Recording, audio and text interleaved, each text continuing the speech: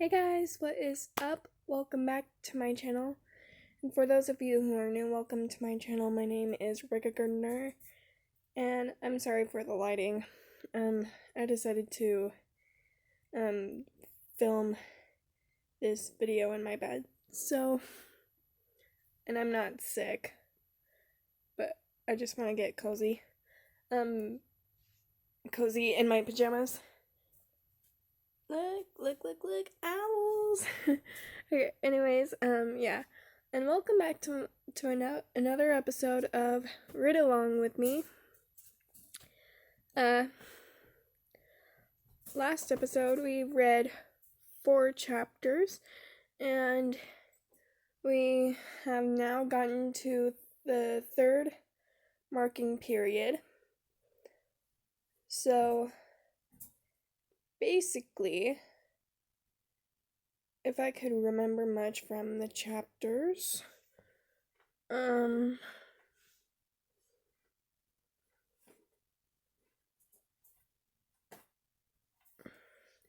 yeah, I don't remember. I'm so sorry, guys. I have a terrible memory.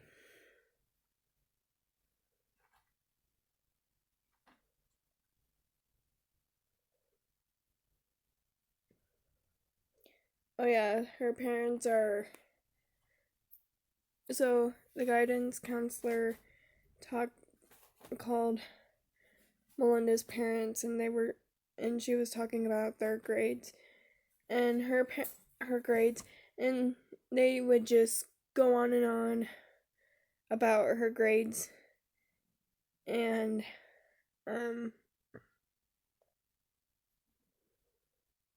yeah. And then so Heather sits with the Marthas, but they did not invite her to, and they are kind of being mean to Heather. Like, they were talking about her quota and her posters, and these girls are not nice to her. I mean, Heather may not be a good friend to Melinda, but like, we shouldn't judge her because she was a bad friend to Melinda, but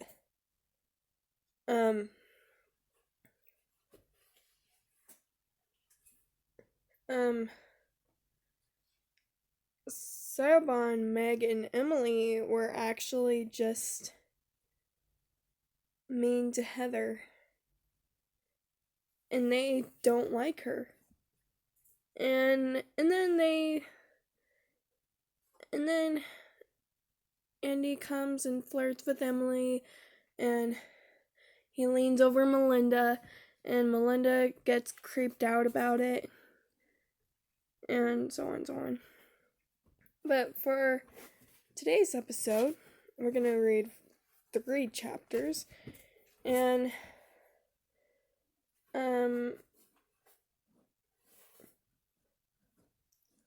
in these chapters, Melinda skips school, and the next day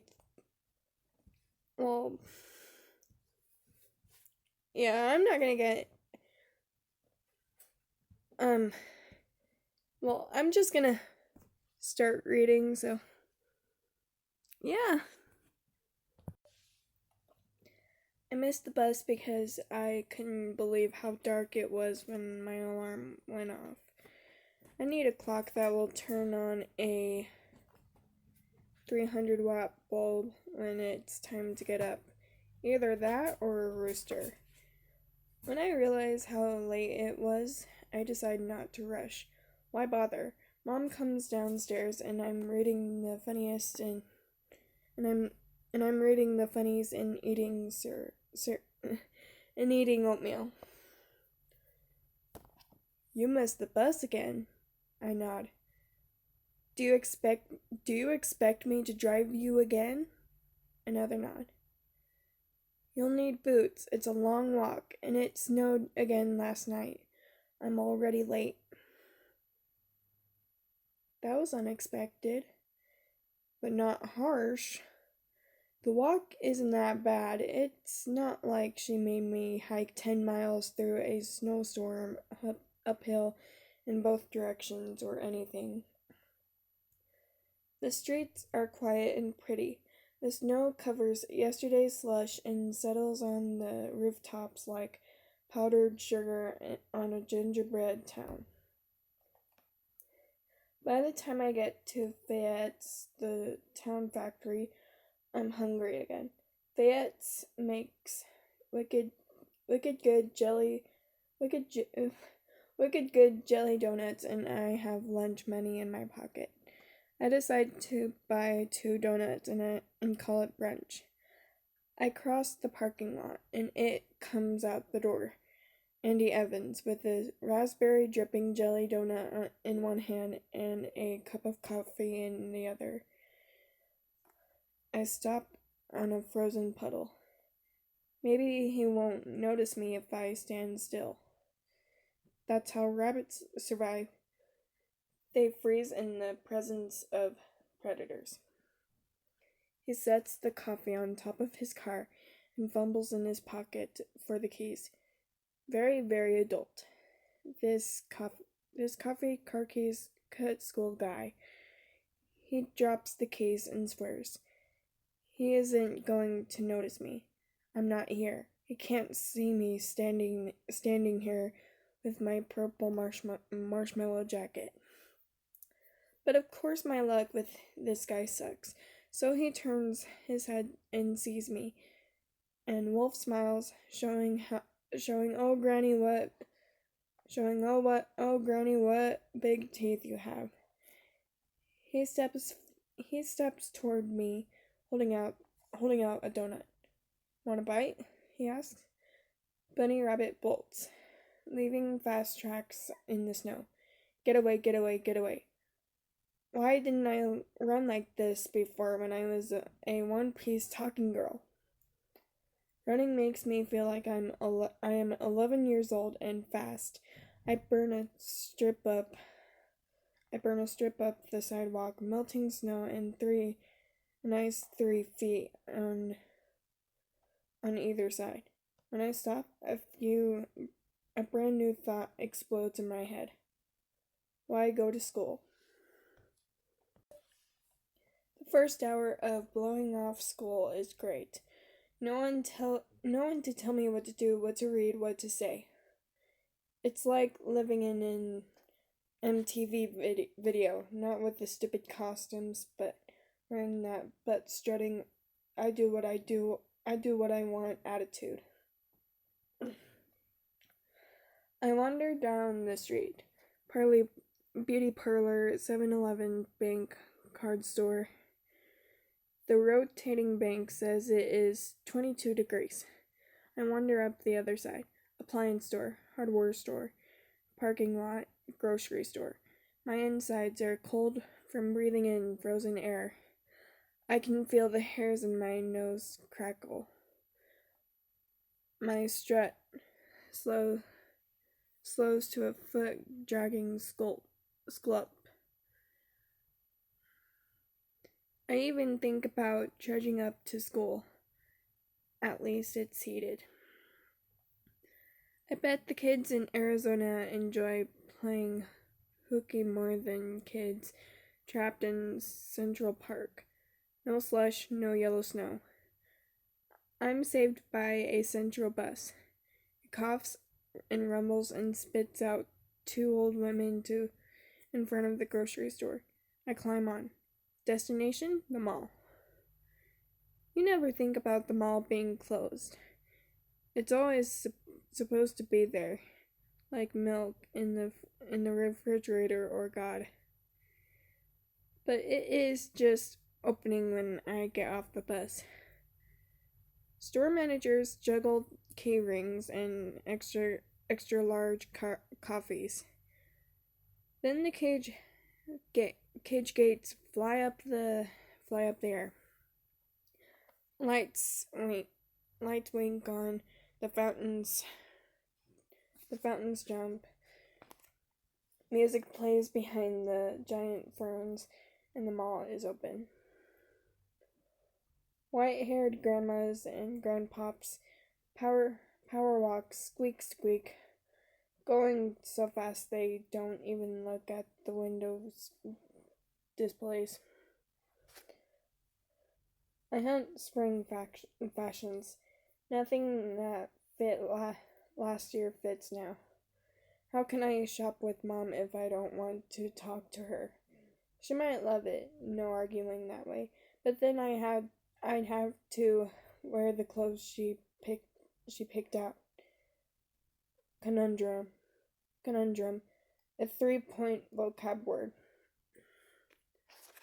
I sit by the central elevator where they set up Santa's workshop for Halloween. The air smells like French fries and floor cleaner.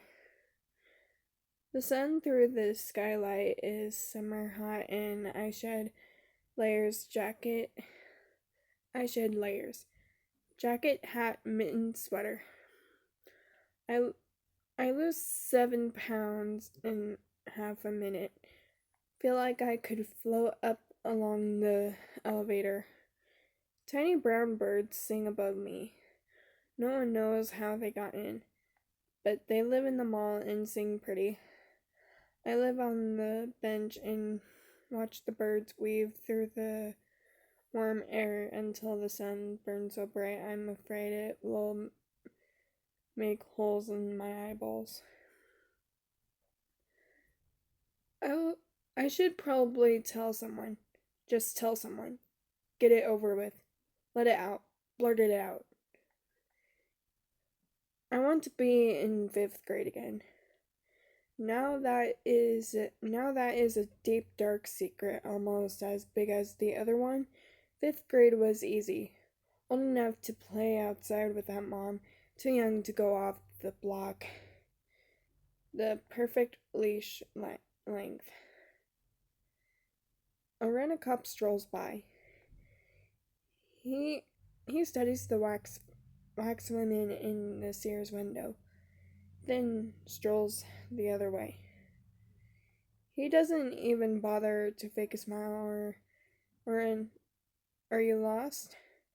I'm not in 5th grade. He starts back for a third pass, his finger on his radio.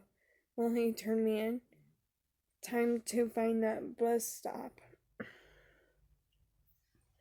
I spend the rest of the day waiting for it to be 2:48, so it's not all that different from school. I figure I learned a lesson and set my alarm early for the next day. I wake up on time for 4 days in a row. I get on the bus 4 days in a row. Ride home after school. I want to scream. I think I'll need to take a day off every once in a while. Hair woman has been buying new earrings. One pair hangs all the way down to her shoulders. Another has bells on them like the pair Heather gave me at Christmas. I guess I can't wear mine anymore. There should be a law. It's Nathaniel Hawthorne month in English. Poor Nathaniel. How does he know? Does he know what they've done to him? We are reading the Scarlet Letter one sentence at a time, tearing it up and chewing on its bones.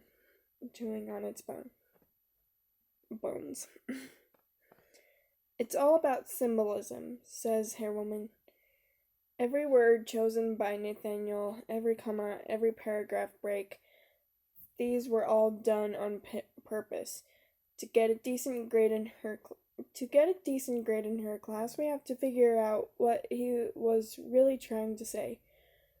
Why couldn't he just say what he meant? Why would they pin scarlet letters on his chest? B for blunt, S for straightforward. I can't whine too much. Some of it is fun. It's like a code, breaking into his head and finding the key to his secrets, like the whole guilt thing. Of course, the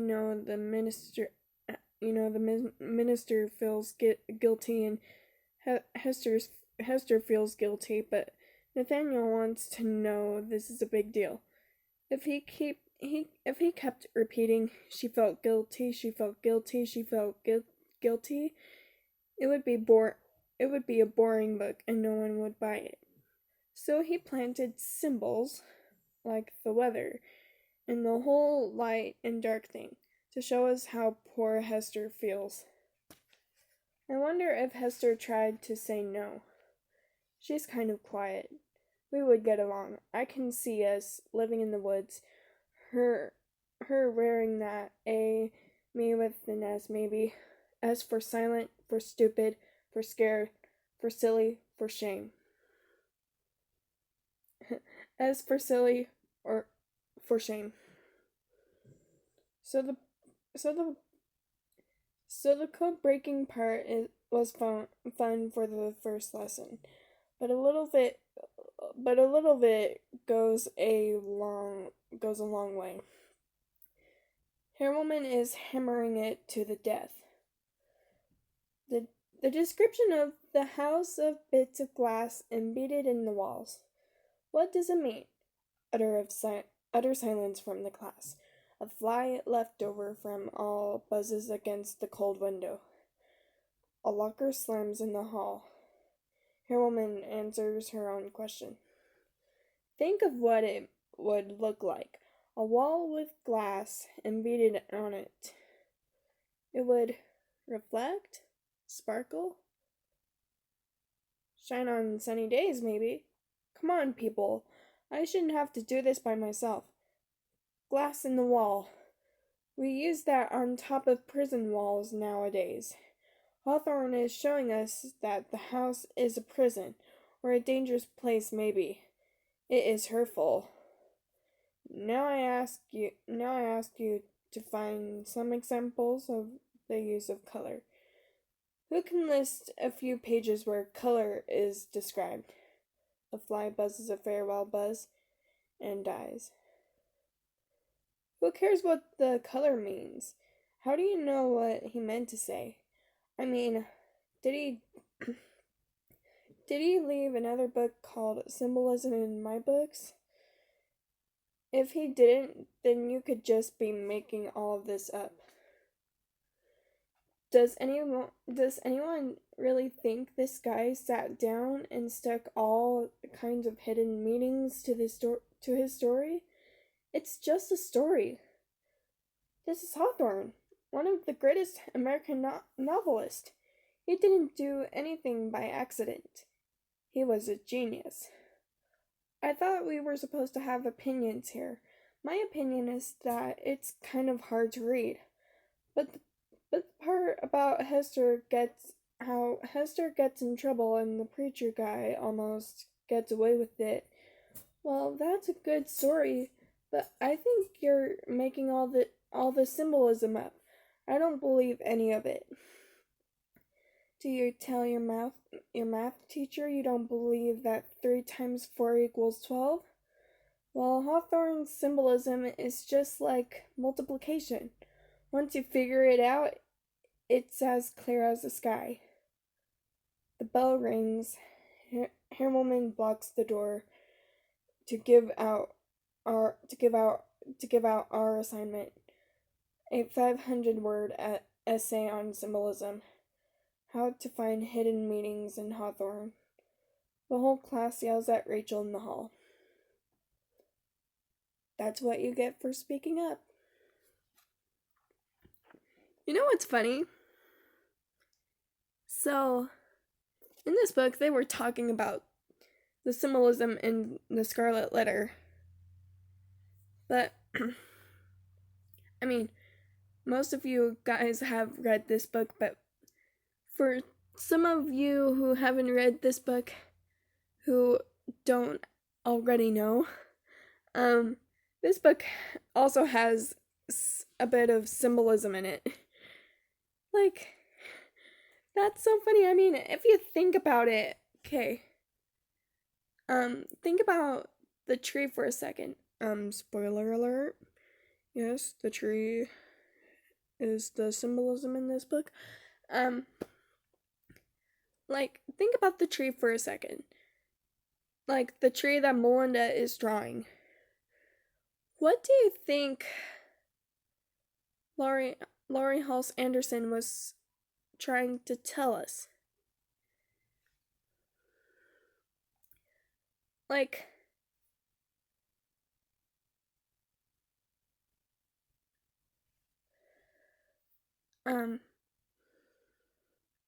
when I first read this book, I thought that the tree symbolizes like life struggle, because Melinda talks a lot about how hard life is. But I mean, it could be that, but there has got to be more about it, right? So maybe Laurie Halse Anderson was telling us something about Melinda through the tree. So, my discussion question for today is, what do you think the tree symbolizes in the book? And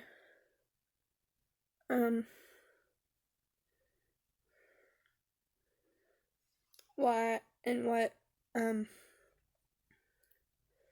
what was Laurie Halse Anderson telling us about Melinda through the tree? I mean, for some of you who are thinking like, well, like what Rachel said, like, what is there to believe in? It's just a story. But you guys might be thinking like, who cares? It's just a stupid tree. Well, if you think about it, in Laurie Halse Anderson, in Laurie Halse Anderson's defense, the tree actually has like a deeper meaning in it. Like, she's telling us something about Melinda. So,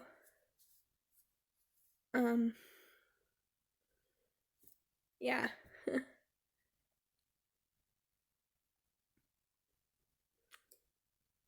That's the episode for today. I hope you guys enjoyed this episode, and I hope you guys enjoyed this series. If you do, give it a thumbs up and leave your request in the comments below. And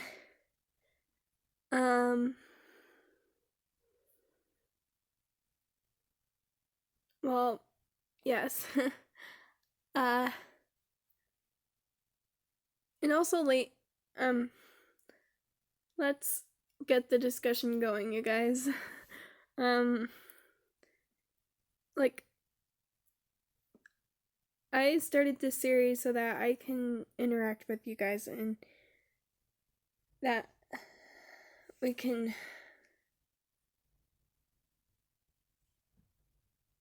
talk about this book, because trust me, I can go on and on about this book because it's so freaking great. But anyways, yeah, let's get the discussion going, you guys. Like, comments like, great video, good job, cool, cool content, and stuff like that is not really what I was expecting, and it's not like a good discussion. I mean, I do appreciate these comments though, but what I really want is the discussion. So yeah. Subscribe to this channel and click on the notification bell so that you guys will get notified when new episodes will be coming out. They will be coming out every Monday, Wednesday, Friday, and Sunday. So you don't want to miss an episode, so click on the bell. Alright, well, I hope you guys enjoyed this video. Remember to stay happy, stay safe, and stay cool. And I'm off to the moon, and I will be back soon.